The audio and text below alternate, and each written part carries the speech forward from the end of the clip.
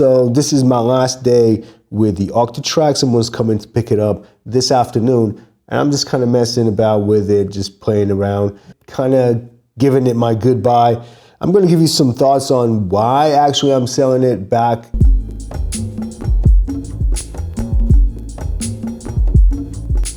Yeah, I mean, there were a lot of people in the comments saying, oh, I see you in a couple of months, when I was actually saying that I'm not going to sell this, I enjoy it. And I suppose I did enjoy it at the beginning. I was figuring it out and seeing all its possibilities. I was excited about having it. But after a few months, I think I haven't actually touched it in the past couple of months. I mean, I might have tried to make some music with it. Not that I didn't touch it, but I was sometimes kind of avoiding going for it because there's always a lot of, if you're not actually really fluent with the workflow, it can become very annoying to work with it.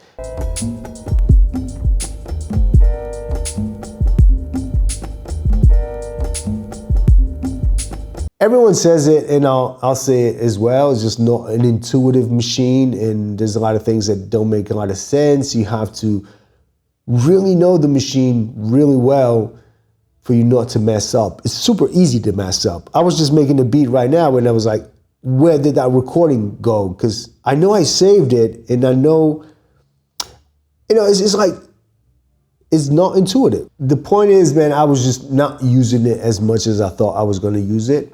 The things I liked using it for was to control my synth.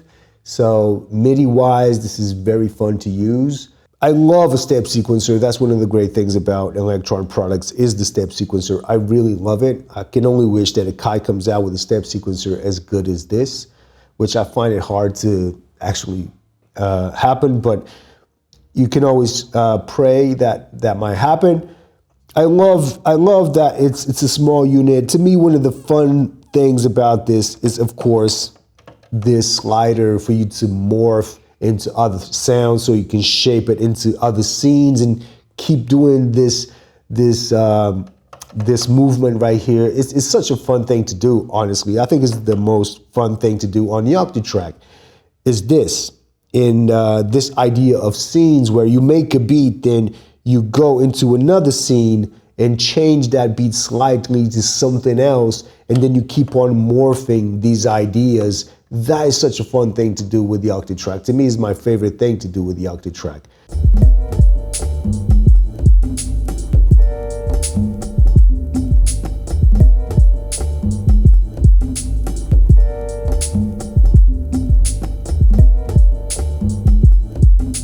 At the end of the day, it's just me not using something. And I wasn't using it as much as I thought. And that is one of the rules in the studio, is that if I'm not using something, sell it.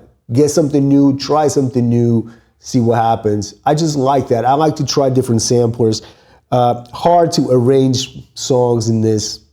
That's probably one of the reasons why I kind of like, it's nice to create an idea, but then where do I go with it? It's kind of hard. I think the great thing about this machine is live performances. I was making beats on the MPC and then sending it into the Octatrack, and with EasyBot performance projects, it's just such a fun thing to use. You have a beat running into this, and then you apply all these different scenes with different effects. I think for live performance, this is a great machine to have. I think that's where it really shines. That's what it is. It says right there, performance sampler. So yes, I do believe that is the case. Me not being really a performance guy, I'm not on stage that often. Now and again I go, but no, I'm just a studio guy. For the studio, I think it's nice for a few things like, controlling your synth. You have 8 tracks of MIDI that you can send to different places. I think it works quite well. I think it's great for that, but the MPC can also do that. So, all these things that I was working with it, and I'm thinking, yeah, I can do that on the MPC. I can do that on the MPC. I can do da-da-da-da.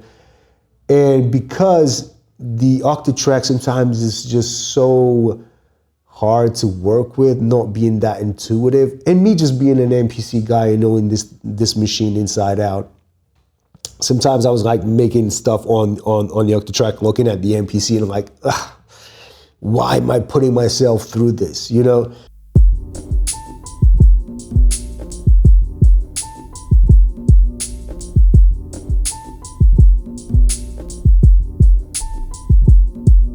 Sad to see it go, but happy for a new chapter, because I'm really happy to see what comes next. I might actually get a Digitag 2.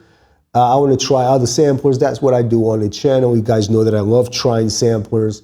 You always get creative and new ideas from trying different samplers. So I might actually get Digitag 2. I don't know. What do you guys say? What kind of sampler do I get in the studio? If you want a quick comparison with this, I don't think there is any comparison here. This one is just has so much stuff in there that you can't really compare. This is 8 voice. This has what, 64 voices. Many MIDI tracks. I mean, the list goes on. You can't really compare these two. And I think I had fun with this. It's quick to sample, as I just did, man. Just throw it on top. That's one of the things that I like about this, is that you just throw the needle on the record, grab anything, and then you kind of just change that sample into something unrecognizable pretty quick. And it just becomes something really quick. That's nice. Once you do it a lot, you understand that you can also do it in the MPC. So the things that I was doing right here, I can do it right there. At the end of the day, I just wasn't using it. And if I'm not using something in the studio, the rules of the studio say that it needs to go. I'm sorry, get me a new sampler. I want to try a new sampler. So that's what's going to happen. And I'll be honest with you, I didn't really get that deep into it. Didn't really like some filters in here are okay.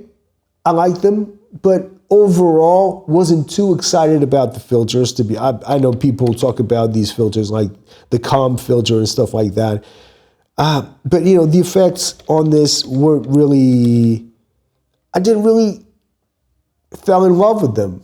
The sound of the reverb wasn't that bad. The compressor wasn't that bad, but nothing on the side of the effects really, you know, made me jump for joy or anything. The LFO is a pretty fun thing. Didn't spend too much time on the LFOs.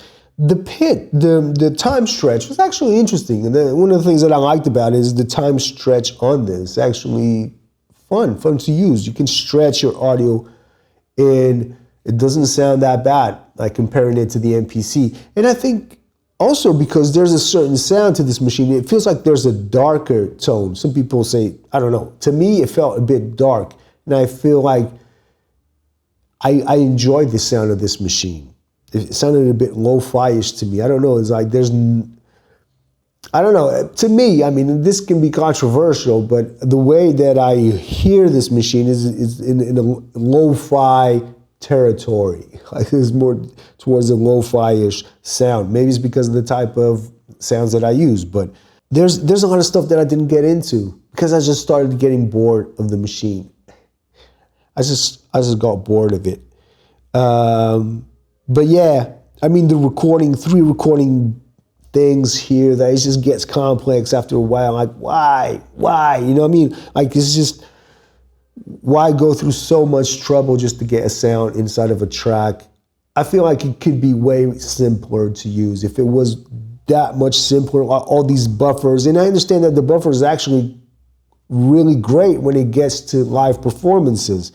I understand the machine now, and you know, I really understand it is a performance sampler. But if it was to make beats, just to make beats, a lot of these things, they just get in the way, like the buffers and all of that. You just want to get a sound into the track, and that's it.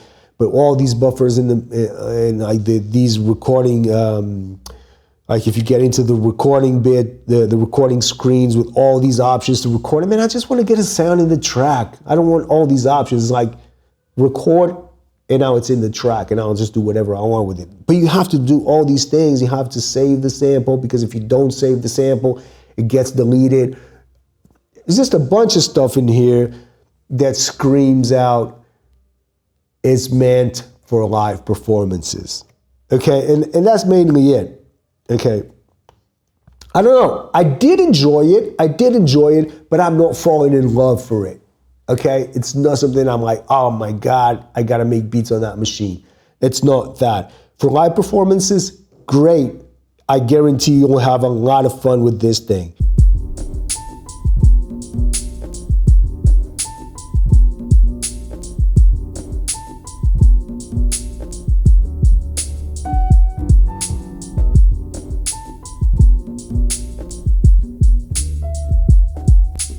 Let me know in the comments what kind of sampler do I get now. So this is gonna go. I might get the Octatrack 2, which is not too far from this. You might think, if you don't like this so much, what makes you think the Octatrack 2 is gonna be that much better? I think because of that, like buffers are not there. It's a sampler that's meant to make beats with. So I think the approach to it is gonna be a bit different. I know that the Octatrack 2 doesn't have slicing, or it does now, I don't know. But I never used the slicing on this either way, so I don't really care much about that. So I'm excited to actually try the Octatrack 2. Let me know what kind of sampler I should try next. Nothing comes close to my MPC. That's not the point. I just love trying samplers. And that was it. So hope you guys were right. I am actually going to send it away. So you were right, I was wrong. I felt like this was going to be a companion for a couple of years at least, but it turned out that I got uninterested. Sorry to you Octaheads, but it's goodbye for me. All right, so thanks so much for watching the video. Let me know what kind of sampler you want to see on the channel, and I'll let you know if I'm going to get it or not. All right, peace. Thank you so much for watching. Bye-bye.